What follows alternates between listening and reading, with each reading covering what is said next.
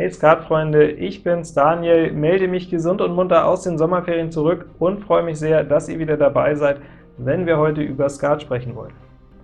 Im Gepäck habe ich euch diese Woche das Thema Trumpfgabel mitgebracht. Ja, die berühmt-berüchtigte Trumpfgabel, wer kennt sie nicht? Das schließt sich ganz gut an die Thematik der letzten Woche an, wo es beim En deux auch um das Stellungsspiel ging, und genau so ein Instrument ist die Trumpfgabel. Sie ist euer Rettungsanker, euer Plan B, wenn ein Spiel sich mal nicht so gut entwickelt, wenn vor allen Dingen die Trümpfe ungünstig dagegen sitzen, dann ist sie häufig eure letzte Chance, um das Spiel trotzdem gerade noch so ins Ziel zu retten. Dabei gilt es aber, das eine oder andere zu beachten, und wie das aussieht, das schauen wir uns jetzt einmal gemeinsam an.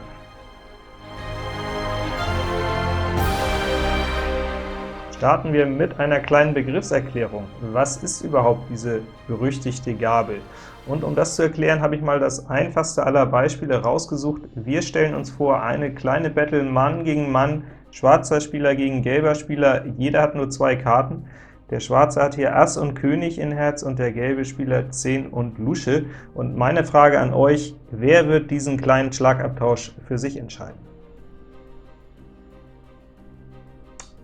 Gut aufgepasst, eure Rückfrage folgt natürlich prompt, wer kommt denn überhaupt raus?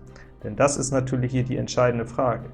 Wenn also der schwarze Spieler am Stich ist und das Spiel eröffnen muss, dann wird er nur 11 Augen bekommen, denn auf das Ass wird er nur die Lusche bekommen, und der Spieler in Gelb macht 14 Augen, obwohl er mit der zweit- und der viertstärksten Karte gegen die stärkste und die drittstärkste Karte antritt, weil er im richtigen Moment an der richtigen Position saß.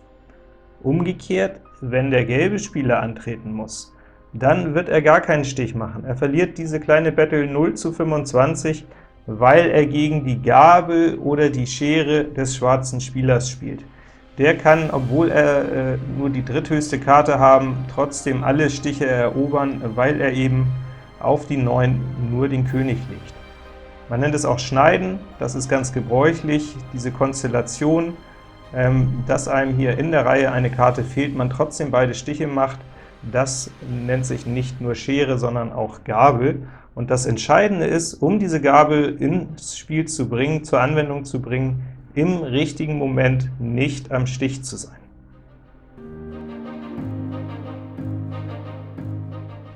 Nun wollten wir ja nicht über das Schnippeln im Allgemeinen, sondern über die Trumpfgabel im Speziellen reden, und da ergeben sich noch 2, 3 ganz wichtige Unterschiede. Das erste Mal ist wieder hier zu sehen an einem kleinen Showdown, den ich vorbereitet habe. Es sind natürlich die Buben im Spiel, und dadurch ergeben sich auch ganz andere Konstellationen. Es könnte zum Beispiel Kreuz- und Herzbube sein gegen Pikbube und einen anderen. Es könnte aber auch, und dann wird es noch interessanter, so wie hier zu sehen sein, ein Bube und die Trumpf 10, etwa gegen das Trumpf Ass und eine kleinere Trumpfkarte. Wenn jetzt hier der schwarze Spieler antreten muss, obwohl er den stärksten und den drittstärksten Trumpf in dieser Konstellation hat, wird er diesen Wettkampf gnadenlos 2:21 verlieren. Und wenn der gelbe Spieler dagegen antreten muss, dann gelingt die Trumpfgabel und der schwarze Spieler gewinnt mit 23:0. Die Punkteunterschiede können hier also noch krasser sein als in den Farbkonstellationen, wenn es um Trumpf geht, und umso wichtiger ist es, dass der Spieler in Schwarz hier im richtigen Moment nicht am Stich ist.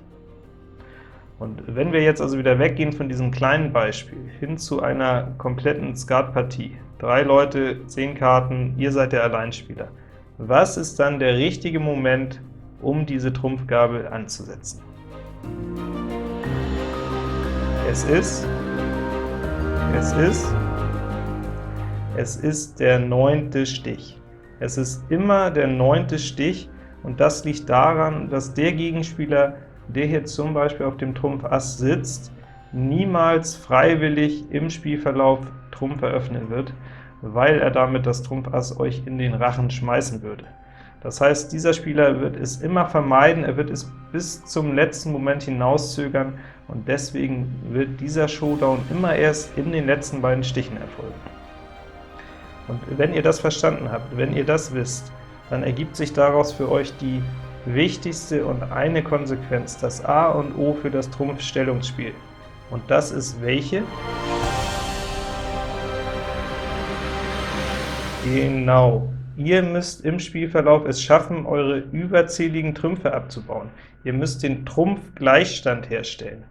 Denn wenn ihr das nicht schafft, wenn ihr als Alleinspieler am Ende des Spiels immer noch mehr Trümpfe habt als der Gegenspieler, auf dessen Trumpfvollen ihr das möglicherweise abgesehen habt, dann werdet ihr im 7. oder im 8. Stich stechen müssen, weil ihr nur noch Trumpf habt, weil ihr einen Trumpf mehr habt, und dann seid ihr zum 9. Stich, wenn es darauf ankommt, am Spiel, und die ganze Strategie fällt euch auf die Füße. Ihr verliert nicht nur diesen einen großen Stich, sondern es kann auch noch der 3. Spieler darauf wimmeln. Das heißt, der Unterschied, wenn dieses Stellungsspiel nicht funktioniert, können leicht und locker über 20, teilweise bis zu 30 Punkten sein. Und insofern das A und O, ihr müsst den Trumpfgleichstand erreichen, damit das funktionieren kann.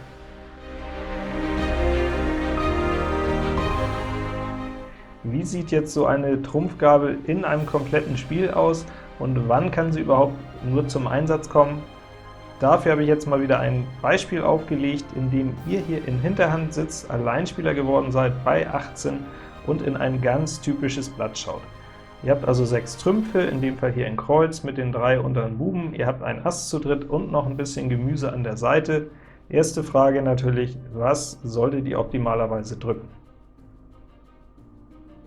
Genau, Pik, Dame und 9, 2 Karten aus einer Farbe ist stärker als ein und einzudrücken. Hatte ich auch schon mal ein Video zu gemacht, wenn ihr das noch nicht kennt, habe ich es hier nochmal verlinkt. Also Pik, Dame und 9 gehört in den Stock, und dann sagt ihr mit diesen Karten ein Kreuz an. Das Spiel läuft vielleicht ganz unspektakulär los, Karo kommt auf den Tisch, Karo Lusche, Karo 10, ihr müsst bedienen, 10 Augen für die Gegner, und es wird Karo fortgesetzt. Ihr solltet jetzt sicher stechen, denn euer Plan A ist es natürlich, danach Trumpf zu ziehen und gegen eine gleichmäßige Trumpfverteilung nur einen Trumpfstich abzugeben, den einen Karo-Stich, den ihr schon abgegeben habt, und dann nochmal Herz unterdurch. Wenn also Trumpf ordentlich sitzt und es hier nicht zu irgendwelchen unerwarteten Abstichen oder Überstichen kommt, wird das hier ein Spaziergang. Insofern stechen. Ihr solltet aber selbstverständlich noch nicht mit der Kreuz 10 stechen, denn die Kreuz 10 kann noch ihre Kraft entfalten, entweder wenn Trumpf dann doch ungünstig sitzt und das Trumpf Ass zum Beispiel blank ist, dann wird das zu einer Stärke, oder auch um diese Trumpfgabel vorzubereiten. Also es besteht natürlich ein Tick weit auch die Gefahr sogar, dass übergestochen wird, auch wenn ich die gar nicht so groß einschätze, aber es gibt weitere Gründe, die dagegen sprechen, jetzt schon die Kreuz 10 zu nehmen. Ihr stecht also mit der Kreuz Dame und bekommt von hinten die Karo Lusche. Jetzt seid ihr am Spiel, und selbstverständlich startet ihr mit Trumpf. Ich empfehle in dieser Konstellation mit den 3 unteren Buben den Start mit dem Pikbuben, denn wenn ihr, wie ich es auch oft sehe, mit dem Karo-Buben startet und dann der Kreuzbube rausgenommen wird, dann ist eure Karte sehr schnell verraten. Der Pikbube lässt eure Bauernstärke noch ein bisschen länger im Dunkeln. So, auf den Pikbuben fällt jetzt Kreuz Lusche und noch eine Kreuz Lusche. Und das wäre ja an sich gar nicht so dramatisch, wenn da nicht so ein bisschen schon draufstehen würde. Trumpf steht schlecht. Na, das sind so die Indizien. Das erste Indiz, es wurde Karo unterm Ass gespielt. Das zweite Indiz, jetzt bleibt ihr mit dem Pikbuben am Stich. Das riecht schon nach 4 Trümpfen dagegen. Trotzdem habt ihr natürlich gar keine bessere Möglichkeit oder Fortsetzung, als das auszuprobieren und weiter Trumpf zu spielen. Jetzt solltet ihr tatsächlich dann am ehesten mit dem Karo-Buben fortsetzen, denn wenn ihr gegen die Trümpfe spielt, dann wäre es sehr erfreulich, wenn dieser Stich von den Gegenspielern rausgenommen wird. Und häufig können sie da auch nicht widerstehen. Gerade der Spieler, der jetzt keinen Trumpf hat, der wird jetzt mal anfangen zu wimmeln, und das könnte so aussehen: Pik Ass fliegt rein, Kreuzbube muss dann rausgenommen werden, und jetzt hat die Gegenpartei 25 Augen, und eure Vermutung ist Gewissheit geworden. Ihr spielt also gegen 4 Trumpf auf dieser Seite, König und Ass steht hier noch, und die Vollen sitzen in der anderen Hand. Das Karo Ass wird noch da sein, trotzdem wurde das Pik Ass gewimmelt, vermutlich weil die Pik 10 auch dort sitzt und der Spieler seinem Partner schon seine zweite starke Farbe signalisieren wollte. Jetzt kommt, wie es kommen muss, Pik Lusche auf dem Tisch, damit ist dann auch noch eure Karte verraten. Also nur rein rechnerisch sieht es jetzt nicht besonders gut für euch aus. 25 Augen liegen da noch. Wenn ihr jetzt noch einen dicken Trumpfstich abgibt mit Trumpf Ass und dem Karo Ass, dann sind das schon 47. Dazu habt ihr hier noch mindestens einen Stich ja in Herz, vielleicht sogar oder eher 2, weil ihr auch zu kurz kommt. Die Pik 10 ist noch draußen, es kann also auch was angeboten werden. So rechnet es sich nicht mehr für euch ins Ziel. Trotzdem solltet ihr jetzt hier auf keinen Fall abschmeißen, denn euer Plan B kommt jetzt zum Einsatz, und das ist die Trumpfgabel. Das ist eure einzige Chance, dieses Spiel noch zu gewinnen, am Ende mit Kreuz 10 und Herz Bube gegen Kreuz Ass und König zu gewinnen, wenn ihr dann nicht am Stich seid. Und genau deswegen verbietet sich jetzt hier der Abwurf, erstens mal, weil die Gefahr besteht, dass ihr dann in Herz eingespielt werdet und diesen überschüssigen Trumpf nicht mehr loswerdet. Ich sagte ja, das Allerwichtigste, Trumpfgleichstand erreichen. Selbst wenn das nicht passiert, ist die Gefahr, dass auf ein nachgespieltes Karo dann der Spieler hier mit den Trümpfen Herz abwirft und dann euer Herz Ass noch in Gefahr gerät. Also müsst ihr, auch wenn es wenig ist, hier stechen, und natürlich müsst ihr mit der Lusche stechen, um die Gabelposition hier aufzubauen. Von hinten wird nichts kommen, ihr kriegt natürlich nicht besonders viel, habt jetzt auch noch nicht so viel liegen, das ist aber gar nicht das Problem. Für euch stellt sich jetzt nur die Frage, wie geht es weiter? Und natürlich dürft ihr nicht Trumpf mehr anfassen, sonst ist eure Trumpf 10 weg. Ihr müsst also jetzt auf Herz wechseln, und genauso klar ist, Herz unter durch kommt auch nicht in Frage, denn dann könnten die Gegner euch ja mit Herz wieder zurückspielen. Also, damit die Trumpfgabel funktioniert, damit ihr am Ende nicht am Spiel seid, müsst ihr jetzt zwingend von oben ziehen, und auf das Herz Ass fällt typischerweise Lusche und Lusche, und dann spielt ihr einfach Herz wieder raus.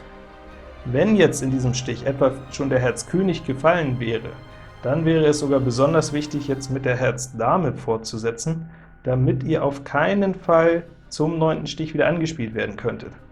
Ja, sonst könnte es euch passieren, dass die Herz 7 mit der 10 rausgenommen wird und mit der Lusche ihr in die Dame zurückgespielt wird.